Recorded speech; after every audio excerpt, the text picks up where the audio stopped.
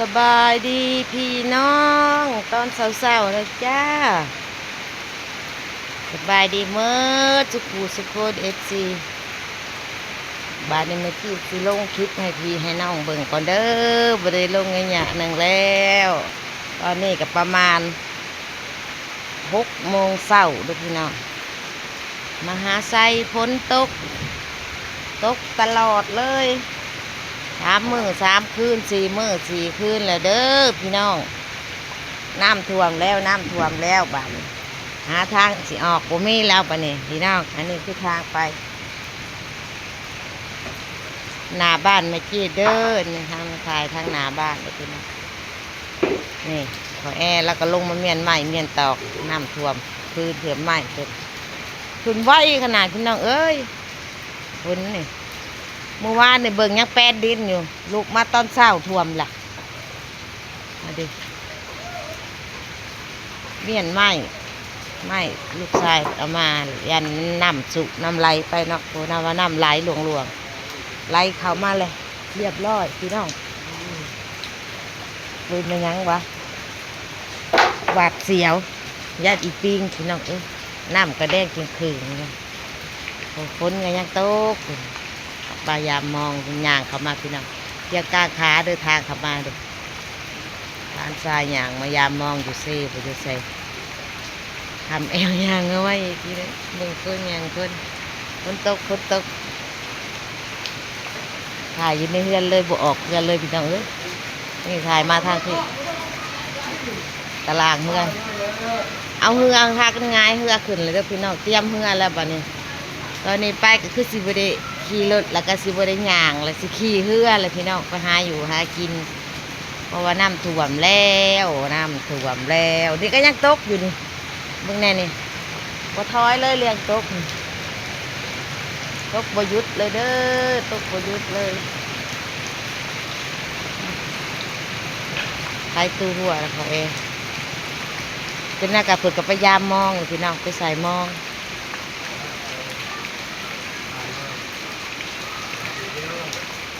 เจ้าบุษุก็ได้พี่เหนือปูอยู่เอาขึ้นใส่ย่ามันแล้วมันบริมีหมอไพ่บ่แม่นวะ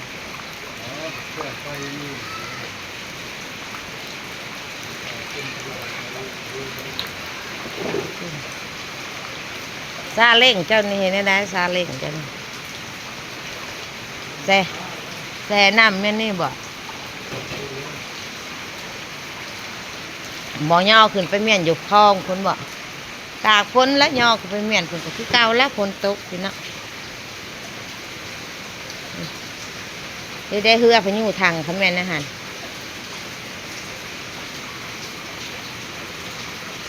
กำลังเพียงนาแข่งพี่น้องเริ่มแล้วมื้อนี้มืดแต่นี่5 คำในการสิระดับเพียงหัวเข่าพี่แหละหัวกันได้พี่เลยประมาณ2 คำเด้อเพียงหัวเข่าเมื่อคืนอีกมื้ออื่นผู้ที่เพียงแอวย่างออกเพียงอึก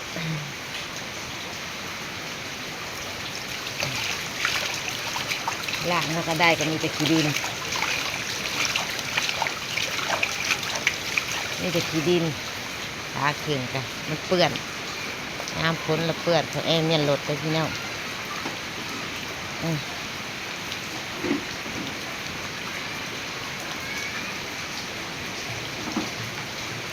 มันสุกห่อบ่ไปเป็นวะหรือว่าสุกไปอยู่บ่พอบ่เอาข้าวค่ำมันก็สุกไปแกบ่ย่องเมียนนะเขาอันนั้นกล้องไม้นี่บ่ได้บ่เอาไปตัวได้สูงกว่าละไปเอามาหาไส้เตือนแล้วมาหาไส้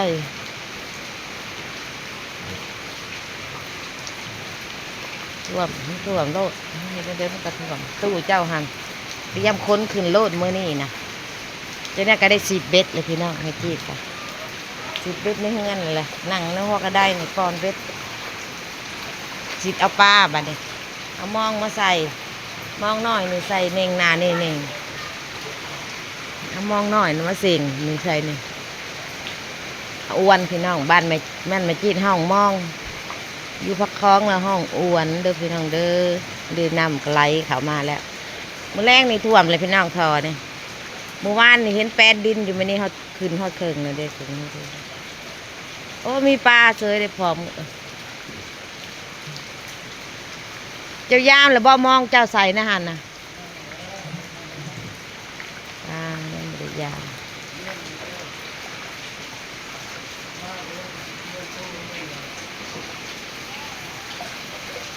เงียบแบบคนเดียวจับกล้อง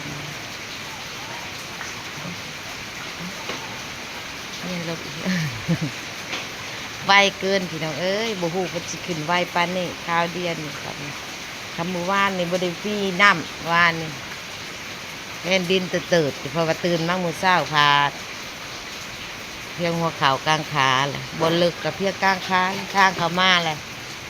เพียงและกลางขาเฉพาะแม่จี้ผู้คนต่ำนะผู้สูงอยู่แต่เพิ่งก็ได้ยากนำขึ้นนี่สิบกปลอดภัยทักกัน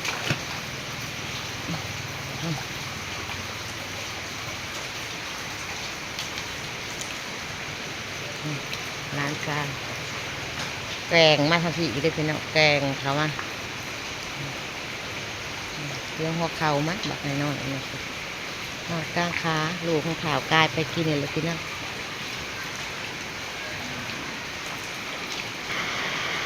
พี่น้องมาต่อทางหลังบ้านทางโซนหลังบ้านเด็กขึ้นตะเพียงนี่นะทางพุ่นสูงเด้อพี่น้องเด้อท่วมหัวก็ได้3 ขันหรือว่า2 ขันเพื่อนแม่จี้3 ขันคนละระดับ3 ขัน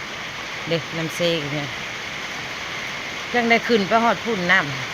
ำแถวนี่ต่ำพ้นเครื่องขึ้นเพื่อนอะไรทางนั้นเมียนเพื่อนตะพึดพี่น้อง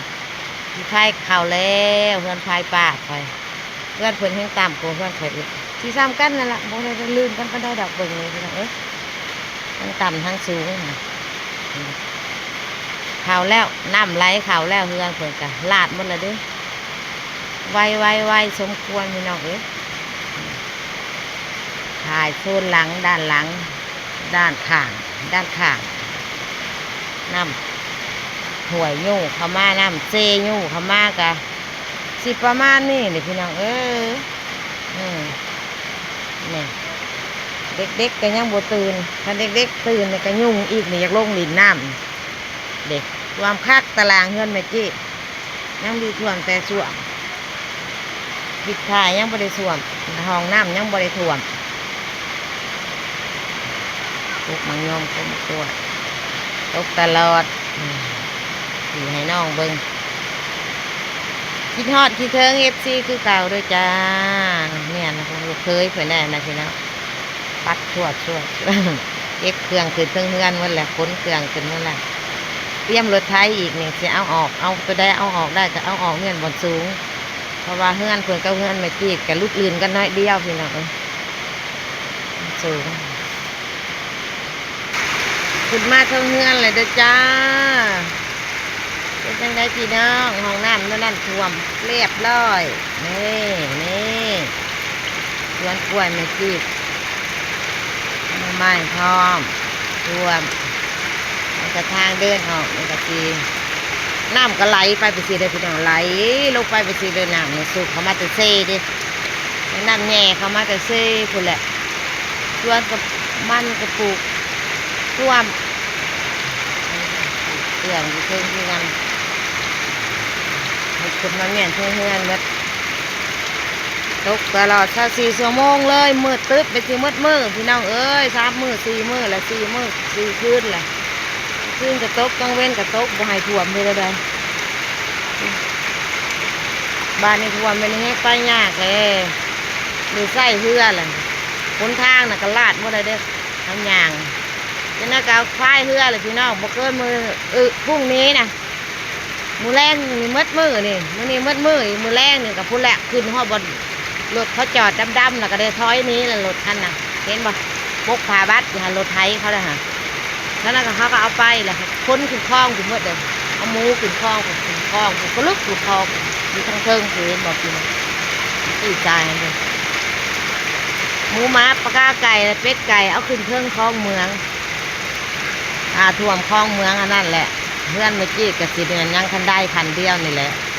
เรื่องต่ำได้บ้านหลังนี้นี่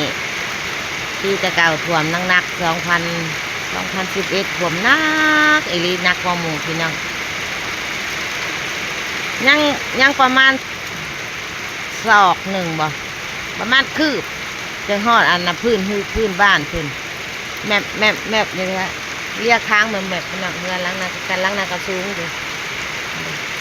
ถ้าท่วมเงินหลังนั้นแล้วเพื่อนไม่จี้นี่ขนาดเลยบ่มีบนว่าวเลยหมูเงินนั่นเลี้ยงหมูพี่น้องย่ายหมูขึ้นเครื่องพ่อคนเลี้ยงบ่ได้แล้วอันนี้มันต่ำพี่น้องบ่มียังไงคลิปนี้ถ่ายพี่ให้น้องเบิ้งทำอะไรบรรยากาศตอนเช้าเด้อตอนเช้าเลยแหละเช้า6 โมงเลยพี่น้องถ่ายพี่ลุกมาถ่ายพอเพิ่มไม่จีดบริอันนั้นร้านนอนร้านลุกมาละกะร้านจ้องโทรศัพท์กับพี่น้องลิ้นเขาบ่ให้ลิ้นก็ให้เวลาถ่ายคลิปไปหาอยู่หากินกับบริถ่ายย้อนร้านเงาะให้คนอยู่เฮือน